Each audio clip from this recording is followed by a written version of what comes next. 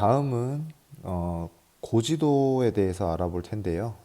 지금까지 알아봤던 지리지하고는 다르게 지도라는 것은 그림으로 표현되어 있어서 우리가 한눈에 알아보기 쉽죠. 네, 그래서 이런 여러 가지 고지도들에 대해서 알아보도록 하겠습니다. 자, 먼저 조선 전기에 제작된 이름도 되게 길죠. 혼일강리 역대 국도 지도라는 지도에 대해서 먼저 알아볼게요. 자, 이 지도는 조선 전기에 제작이 됐고요. 어, 한번 지도를 이렇게 보시면 우리가 대략 모양으로 파악해 볼 수가 있어요. 어떤 나라가 어떤 나라겠구나 하는 걸 볼 수가 있는데, 어, 우리가 흔히 알고 있는 이게 세계 지도거든요. 세계 지도임에도 불구하고 현재 우리가 알고 있는 세계의 모습과는 좀 달라요. 자, 현재 세계 지도와는 모습이 약간 다르죠. 자, 얘는 약간 아프리카랑 비슷한 것 같기도 하고, 얘는 아라비아 반도, 얘는 유럽, 그다음에 얘는 당연히 중국이고, 일본, 아니 한국. 그다음에 이 아래에 붙어 있는 애가 일본이 되겠죠. 자, 엔간한 애들은 여기 다 있는데 누가 표현이 안 돼 있습니까? 그쵸. 여기는 아메리카 대륙이 표현이 안 돼 있어요. 왜 그럴까요? 네. 아직까지 이곳은 발견이 되지 않은 겁니다. 나중에 이제 대항해 시대를 지나면서 그때 발견이 되고요. 아직까지는 이 지구상에 살고 있는 사람들이 발견을 하지 못한 겁니다. 이 사람들의 세계관에서는 여기가 세상의 전부인 거예요. 신대륙 표현이 안 돼 있다라고 하는 거 알아두시고요. 자, 그다음 세 번째는 중국이 센터에 있다라고 하는 거죠. 자, 우리가 흔히 선생님도 이제 아이돌 그룹을 많이 좋아하는데 뭐 블랙핑크, 레드벨벳, 너무 걸그룹만 쓰나요? 워너원. 각 그룹마다 센터가 있습니다. 물론 다 아름다우시고 잘생긴 분들이긴 하지만 보통은 가장 이제 주목받기 쉬운 사람을 센터에다 배치를 하죠. 블랙핑크에서는 제니 씨가, 레드벨벳에서는 아이린 씨가, 워너원에서는 강다니엘 씨가 센터를 맡게 되는 거죠. 자, 이 당시 이 지도를 제작했던 조선 사람들의 세계관에서는 누가 센터냐? 우리나라가 센터가 아닙니다. 형님 국가인 중국이 센터를 맡고 있다. 이렇게 생각을 했던 겁니다. 이런 사상을 중화사상이라고 해요. 중국이 세상의 중심이다. 이렇게 보는 거죠. 자, 그리고 중국을 제외하면 누가 가장 큰가요? 네, 그래도 우리나라가 크게 그려져 있죠. 아프리카 대륙보다 큽니다. 이 말인 즉슨 뭐냐? 중국이 짱인 건 인정할게.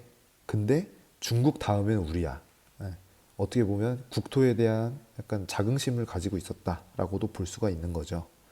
자, 이렇게 유럽, 아프리카, 중국, 조선, 일본이 다 표현되어 있다. 다만 누구는 없느냐? 아메리카 대륙, 신대륙은 아직 표현되지 않았구나 하는 거 알아두시면 되겠습니다. 자, 선생님이 지도 이름을 잘못 끊었는데요. 이건 천화도입니다. 천화도고요. 자, 지도를 한번 보시면 조선 중기에 제작되었고 이건 국가에서 제작한 게 아니라 민간에서 제작되었대요. 선생님이 여기다 정보 부족이라고 써놨는데 아까 전에 봤던 혼일강리 역대 국도 지도보다 오히려 더 퀄리티가 어떻습니까? 네, 떨어지죠. 그러니까 국가에서 제작하는 거는 사람도 많이 동원되고 들어오는 정보의 양도 많아서 이게 정확하진 않더라도 디테일하게 표현이 될 수가 있는데 민간에서 제작되는 거는 정보도 부족하고 인력도 부족하다 보니까 아무래도 퀄리티가 좀 떨어지게 되는 거죠. 자, 그럼 천화도의 특성에 대해서 한번 보게 되면요. 역시나 마찬가지로 지도의 가운데 누가 있습니까? 중국이 위치해 있죠. 무슨 사상입니까? 중화 사상이 표현되어 있는 지도구나 하는 걸 알 수가 있고요. 자, 세 번째, 이게 좀 중요한 특징인데요. 상상의 지명이 표현되어 있대요. 선생님이 한자를 못 읽으니까 그냥 표현을 해볼게요. 자, 여인국이라는 나라는 여인들만 사는 겁니다. 네, 여성분들만 있고 남자는 한 명도 없는 그런 나라가 있는 거예요. 마치 뭐 서양 신화에 나오는 아마조네스처럼 그런 식으로 이제 표현이 됐고요. 자, 삼수국은 머리가 세 개 달린 사람들이 사는 곳이래요. 네, 그런 곳이 이제 상상의 지명이 표현이 된 거고요. 자, 모민국이라는 곳은 온몸에 털이 진짜 짐승처럼 나 있는 사람들이 모여서 사는 나라라고 합니다. 자, 현실 세계에서 나타날 수 있는 나라들인가요? 아니죠. 네. 이것들은 이제 산해경이라고 하는 책에서 나오는 이런 상상의 지명들을 표현한 거예요. 그러니까 이 사람은 어떤 도교적 세계관에 입각해서 이 지도를 만들었다라고 하는 것을 알 수가 있는 거죠. 네.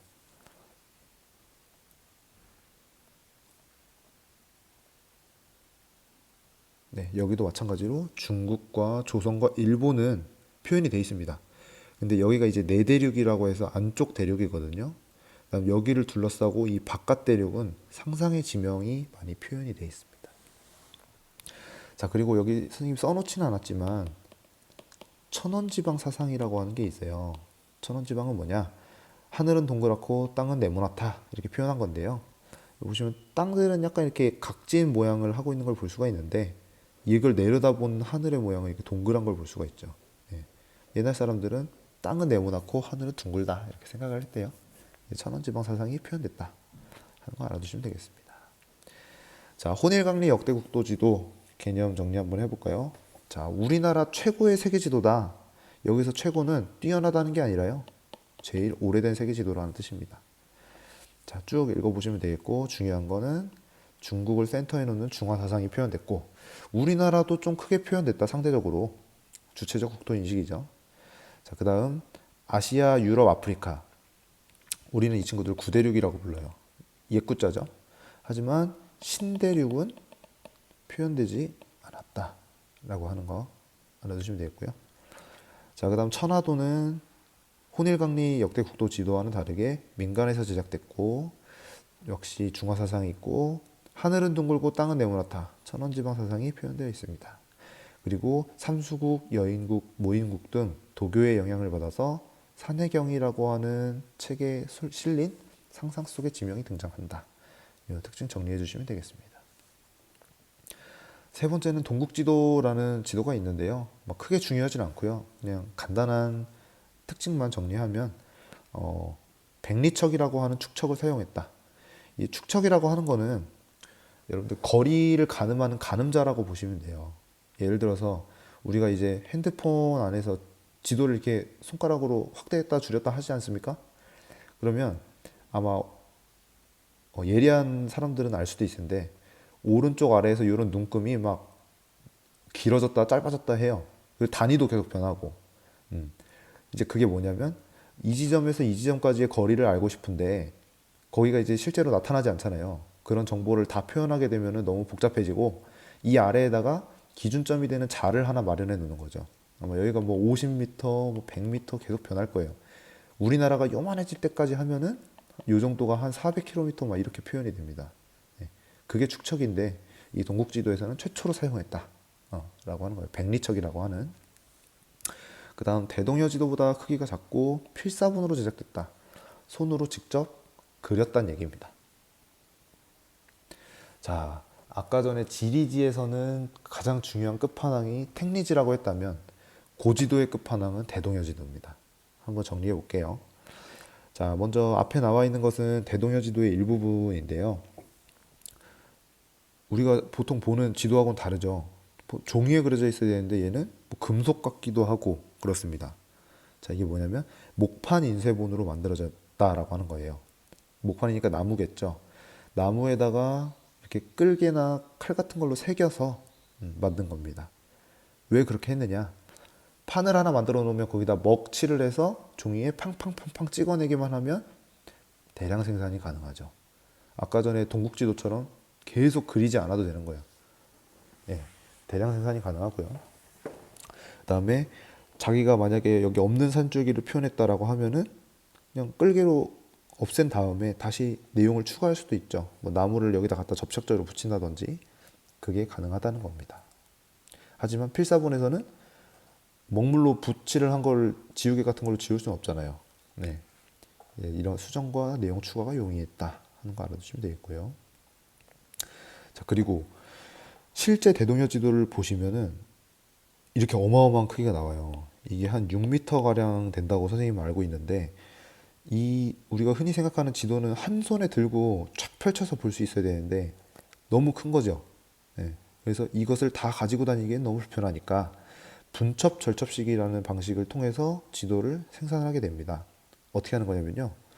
여기를 이렇게 각각 다 나눠요. 여기를 이렇게 나눠서 얘를 착착착착 접은 다음에 요만한 책 크기로 만드는 겁니다. 그러면 뭐 여기 한 권, 여기 한 권, 여기 한 권, 여기 한 권 이런 식으로 쭉쭉쭉쭉 나오겠죠. 그래서 내가 만약에 백두산 기행을 갈 거야. 그러면 백두산이 속해 있는 요 한 권의 지도만 가지고 가면 되는 겁니다. 휴대나 보관이 굉장히 쉽겠죠. 요걸 이렇게 펼쳐서 보관하기보다는 책꽂이에 딱딱딱딱 꽂아서 보관만 하면 되니까요. 자, 요게 분첩조절식입니다. 예, 방식이 이해되시죠? 자, 그 다음은 지도표라고 하는 것을 사용했다라고 하는 건데요.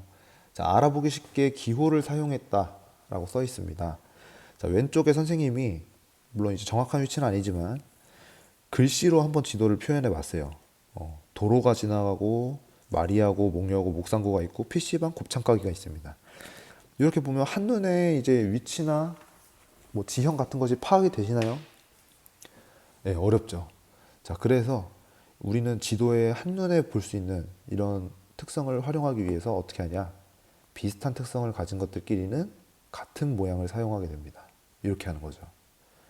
훨씬 더 위치도 알아보기 쉽고, 그 어떤 지리적 현상의 특성을 한눈에 알아볼 수 있겠죠. 네, 이런 기호를 사용했던 것이 바로 대동여 지도라는 겁니다. 어떻게 표현했냐면요. 이렇게 표현했습니다. 뭐 도로의 거리를 가늠할 수 있게끔 해주고, 그다음에 봉수대는 이런 식으로, 읍지는 이런 식으로, 역참은 이런 식으로 표현을 했던 거죠.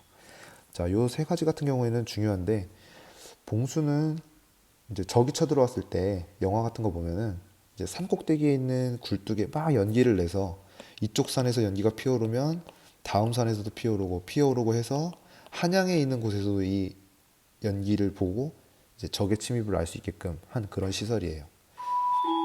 자, 그리고 역참은 여러분들 예전에 암행어사들이 가지고 다니던 마패를 보면 여기 이제 말에 마리수가 그려져 있습니다. 이게 뭐냐면요. 지방 출장을 갈 때 걸어갈 수는 없겠죠. 너무 느리니까. 말을 타고 가는데 이 친구도 생물이다 보니까 일정 거리를 가게 되면 지쳐요. 그래서 중간중간 마련되어 있는 역참에 가서 쌩쌩한 말로 갈아타기도 하고, 그리고 이제 사람도 좀 쉬어야 될 거 아닙니까? 거기 가서 이제 숙식을 해결하기도 하는 그런 곳이었다고 보시면 되겠습니다.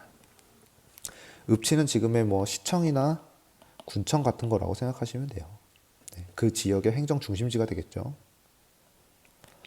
자, 그 다음 특징은 방점을 사용했다는 건데요. 자, 심리마다 점을 찍었대요. 선생님이 아까 이거 인터넷 지도에서 확대했다 줄였다 하면은 여기 눈금 나타난다고 그랬죠. 그거랑 비슷한 겁니다. 근데 대동여 지도를 우리가 터치할 수는 없으니까 여기는 도로에다가 점을 심리마다 찍어놔서 거리가 어느 정도 되는지 가늠할 수 있게끔 한 겁니다. 선생님이 자료를 찾다 보니까 어떻게 또 선생님이 태어난 곳은 아니지만 유년 시절을 보냈던 곳이 바로 이천이라는 곳이에요. 경기도에. 선생님 여기 앞에 보이는 복화천에 가서 친구들이랑 막 물놀이도 하고 물고기도 잡고 했던 기억이 나는데, 네, 선생님 고향이라 좀 반갑네요. 자, 여기 보시면 직선으로 된 곳이 사람들이나 물자가 다닐 수 있는 도로입니다. 여기 보시면 이렇게 점이 찍혀 있어요. 이게 몇 리마다 찍힌다고 아까 얘기해 놨습니까? 10리마다 찍힌다고 돼 있었죠? 네. 그래서 거리를 가늠한다. 자, 예를 들어서 이천에 사는 사람이 장호원까지 가고 싶어. 그러면 얼마나 걸릴지 내가 지도를 보고 알아보려고 한다. 그러면 지금 보시면은 10리마다 찍힌다고 했습니다. 자, 하나, 둘, 셋, 넷, 네 개만큼 떨어져 있죠. 그러면 이천에서 장호원까지는 몇 리 정도 걸린다고 보시면 되는 거예요. 40리 정도 떨어져 있구나. 내가 직접 가서 경험해 보지 않고도 알 수 있는 거죠. 굉장히 현대적인 지도의 특징을 가지고 있는 거죠. 자, 그 다음 쌍곡선과 단곡선을 사용했다 라고 되어 있는데요. 이것은 가항하천과 불가항하천을 구분하는 거예요. 지금 이 지도에서는 알 수 없는데요. 여기 보시면 알 수 있어요. 자, 한 줄기로 된 곡선이 있고 여기 보면 두 줄기로 표현된 곡선이 있어요. 뭐냐? 당연히 누가 더 커 보여요? A 하천하고 B 하천 중에 얘가 조금 더 커 보이죠? 네. 물의 양이 많아서 배가 다닐 수 있는 하천을 바로 가항하천이라고 합니다. 그리고 배가 다니지 못하는 하천을 불가항 하천이라고 그래요. 얘는 쌍곡선, 얘는 단곡선입니다. 그래서 뭐 지도를 보고 여기서부터 여기까지 만약에 무거운 것을 옮기려고 하는데 두 선 쌍곡선으로 된 하천이 없다면 마차로 옮겨야겠구나. 혹은 쌍곡선이 있다면 배로 옮겨도 되겠구나. 그거를 지도를 보고 알 수 있는 것이죠. 자, 다음 대동여지도의 특징 같이 공부해 보겠습니다. 자, 첫 번째 또 다른 특징은 붉은색 점선은 행정구역 경계를 나타낸다라고 하는 거예요. 이제 여기를 확대해 보면, 자, 요 산줄기를 따라서 점점점점점 나 있는 이 붉은색 선들 보이십니까? 네, 요게 이제 행정구역과 다른 행정구역을 나누는 경계선이 된다라고 하는 거예요. 뭐 예를 들자면 여기는 A군이고 여기는 B군, 여기는 C군이다. 이런 행정구역 경계를 나타낸 것이 바로 저런 붉은색 점선입니다. 자, 그리고 다음 특징으로는 산줄기를 연속적으로 표현했다고 해요. 뭐 예를 들면 여기에 산 하나 덩그러니 있고 여기에 산 하나 덩그러니 있고 이런 것이 아니라 이들을 하나의 연속된 줄기, 연속체로 생각했다라고 하는 겁니다. 자, 이렇게 파악하는 것이 왜 중요하냐면 우리나라에서도 흔히 봤을 때 산이 그냥 덩그러니 평야 위에 혼자 봉우리가 솟아있는 경우는 없어요. 네, 하나의 산맥을 따라서 쭉 형성이 되어 있기 때문에 이러한 길다란 산줄기가 이곳에 사는 사람과 반대편에 사는 사람들의 어떤 생활 모습을 가로막는 장벽, 생활권을 가로막는 장벽이 된다거나 혹은 이쪽에 이게 비가 쪽쪽쪽쪽 내리면 이쪽 면에 내린 빗물은 여기로 흘러갈 것이고 이쪽 면에 내린 물은 이쪽으로 흘러가겠죠. 그래서 분수의 역할을 하기도 한다라고 하는 것이 중요하기 때문에 산줄기를 연속적으로 표현했다라고 하는 것은 그래서 중요합니다. 그래서 여기 보시면 하나의 예를 들어 드릴게요. 자, 산줄기가 이렇게 둘러싸고 있어요, 지금. 근데 여기서 뭐가 뻗어서 나가고 있냐면 가느다란 하천이 만들어져서 나가고 있는 걸 볼 수가 있죠. 자, 여기를 이렇게 산이 둘러싸고 있다. 그럼 이 산골짜기 가운데 비가 떨어졌을 때 이 빗물은 어떻게 될 것인가? 당연히 낮은 쪽으로 흘러 들어가서 이 하천을 만들겠죠. 이 하천도 당연히 더 낮은 곳으로 흘러가서 큰 강에 합류하는 모습을 볼 수가 있습니다. 네, 이런 식으로 지도를 파악해야 된다라고 하는 거죠. 그래서 어떤 하천이 만들어지는 데 있어서 중요한 역할을 하는 것이 바로 산줄기다. 하는 거 알아두시면 되겠습니다. 자, 하천이 흐르는 방향을 유추가 가능하다라고 하는 거죠. 자, 아까 전에 얘기했듯이 단선으로 된 것보다는 쌍곡선으로 된 친구가 더 큰 규모의 하천이라고 했습니다. 그래서 배가 다닐 수 있다고 했었죠. 그래서 보시면, 자, 이 하천도 만들어져서 이 큰 강으로 흘러들어가고 있는 거 보이고요. 그 다음 요 작은 하천들이 다 모여서 큰 강으로 모이고 있는 거 보이죠? 그러면 이 A라는 강은 지금 지도의 위쪽을 북쪽이라고 했을 때 어디에서 어디로 흐르는 거예요? 남에서 북으로 흐른다. 그렇죠? 그리고 여기 B라는 강은 북에서 남으로 흐르고 있는 거죠. 왜냐? 작은 강들이 모여서 큰 강이 되기 때문에. 그리고 물은 항상 높은 곳에서 낮은 곳으로 흐르죠. 그래서 A보다는 여기 C라는 지점이 고도가 더 낮겠구나라고 우리가 추측해 볼 수 있는 거죠. 마찬가지로 B보다 C가 더 고도가 낮겠죠. 네. 어떤 대략적인 고도 차이 비교라든지 방향성 정도는 우리가 지도를 보고 유추할 수가 있습니다. 대동여 지도의 장점이라고 할 수가 있겠죠. 자, 그리고 마지막 산을 놓고 봤을 때 어떤 산의 해발 고도는 정확하게 알 수 없어요. 해발 고도라는 개념이 이 당시에 있지도 않았었고, 하지만 여기를 또 확대해 보면요, 약간 이렇게 규모가 어디를 보면 좋을까요?